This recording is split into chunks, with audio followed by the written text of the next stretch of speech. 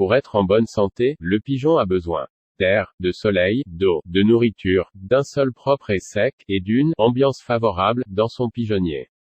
Un pigeon en bonne santé est toujours porteur de maladies, mais son système immunitaire les maintient à des doses infimes dans l'organisme. Tout bon colombophile doit être observateur pour essayer de trouver la cause en cas de maladie et y remédier pour éviter qu'elle ne prenne trop d'importance. Il vaut mieux prévenir que guérir. Quels sont les critères d'un pigeon en bonne santé? Premièrement, un petit coup d'œil le matin au sein de colombier et inspecter les cases et les perchoirs. Les fientes doivent être bien moulées. Deuxièmement, un petit examen clinique avec prise en main et vérifier les caractères suivants. La fente du palais doit être bien ouverte. La gorge doit être dépourvue de glaire. Les plumes de la queue sont bien resserrées. Les plumes sont douces au toucher, non abîmées, absence de parasites. L'œil est brillant, l'iris bien coloré. Les pectoraux et plaques des couvaisons sont bien roses et les plumes de l'anus sont propres, non souillées. Comment reconnaître un pigeon malade? Un pigeon qui bâille, éternue, a des sécrétions aux yeux ou aux narines, ou qui a des mouvements incoordonnés doit être examiné. Un pigeon en boule, prostré dans un coin à cause de ses plumes ébouriffées doit vous alerter. Un oiseau anémié au sol, qui va déclencher la ferveur des mâles doit être écarté du cheptel afin de diagnostiquer sa maladie. Comme expliqué précédemment, dans un pigeonnier, le pigeon a besoin d'air, de soleil, d'eau, de nourriture, d'un sol propre et sec, et d'une ambiance favorable. Commençons par l'aération. L'air doit être renouvelé pour chasser le CO2 issu de la respiration des oiseaux, et l'odeur des gaz ammoniacaux issus des déjections en fermentation.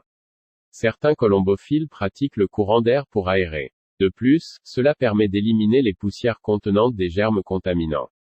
Deuxièmement, le soleil. Le pigeonnier doit être ouvert au sud ou sud-est. Cela permet d'assécher le bâtiment. Les animaux ont besoin du soleil pour fabriquer la vitamine D.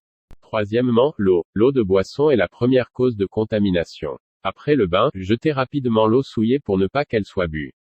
L'abreuvoir doit être surélevé pour être abrité des poussières et des déjections. Une fois par semaine, il faut laver les abreuvoirs à l'eau de javel, celui-ci permet de désinfecter le matériel. On peut ajouter 4 gouttes de teinture d'iode par litre d'eau de boisson, et du vinaigre car le milieu acide neutralise la prolifération des bactéries. Quatrièmement, la nourriture. Lors de l'achat, veillez à ce que les graines ne soient pas souillées par les rongeurs, ou les moisissures dues à l'humidité. En effet, un grain moisi et humide est responsable de l'aspergillose. Le grain souillé au contact des fientes puis ingéré est la deuxième cause de contamination. Cinquièmement, le sol. Il doit être sec. La pluie ne doit pas pénétrer. Une bonne désinfection annuelle au chalumeau détruit les ookystes de coccidie, les œufs de verre et parasites. Le sol le plus adapté est le caillebotis, car il y a une ventilation par le dessous et une meilleure hygiène car les graines qui tombent ne sont pas consommées et les cycles des vers et de la coccidiose sont stoppés. Dernièrement, l'ambiance. Il faut éviter les causes de stress, grands déclencheurs de maladies, en donnant à chaque couple une case double, nettement séparée des congénères, afin qu'ils puissent facilement défendre leurs propriétés. Quelles sont les situations les plus à risque de transmission en extérieur? Premier élément, si un passionné ou un colombophile vient admirer vos protégés ou si vous allez faire la même chose chez lui, il faut changer de chaussures et de vêtements car ils sont porteurs de microbes spécifiques à chaque élevage. Deuxième élément, les mouches, difficiles à éviter, viennent peut-être d'un cadavre et transmettent des agents pathogènes à nos pigeons.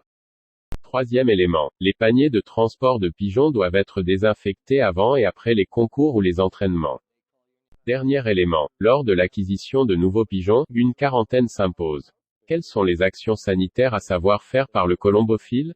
Premièrement, lors du nettoyage des casiers, évitez de casser les œufs, surtout les noirs car ce sont des réservoirs à salmonellose. Mettez-les avec les petits cadavres des bébés dans un sac poubelle, mais pas au fumier. Deuxièmement, pensez à soi, en se protégeant avec un masque et éventuellement des gants, car notre passion ne nous met pas à l'abri d'une zoonose. Troisièmement, pulvérisez un produit virucide, bactéricide, et insecticide en nettoyant les casiers après avoir gratté les fientes. Quatrièmement, désinfectez les nids et le sol avec le même produit. Et dernièrement, si vous mettez de la paille, elle doit être sèche et ne pas dégager d'odeur de moisissure.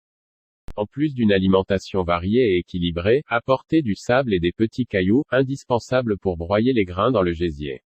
Du sel, des vitamines, des oligoéléments, des acides aminés, de la verdure, des salades montées avec leur mode de terre, de la terre argileuse humide et des coquilles d'huîtres broyées. Certains colombophiles donnent des probiotiques comme l'aloès vera en gel, des ferments lactiques qui colonisent l'intestin et évitent la prolifération de germes pathogènes, utiles contre la salmonellose comme yaourt bifidus. Ils donnent également des électrolytes, les moins onéreux sont le sel de table et le bicarbonate de soude. Si cela ne suffit pas, il faut avoir recours à un traitement médicamenteux. En conclusion, surveillez et supprimez les pigeons qui ne se remettent pas rapidement d'un traitement. Selon l'expérience des colombophiles expérimentés, ces quelques notions, glanées durant plus de 60 années d'élevage, profiteront à certains colombophiles débutants de notre magnifique passion.